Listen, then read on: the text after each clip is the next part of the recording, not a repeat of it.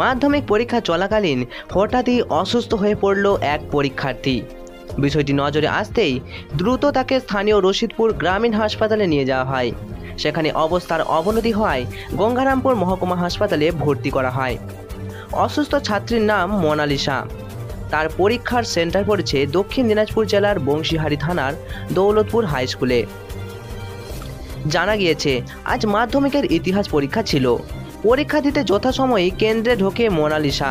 তবে পরীক্ষা শুরুর 5 মিনিটের মধ্যেই অসুস্থ হয়ে পড়ে ওই ছাত্রী।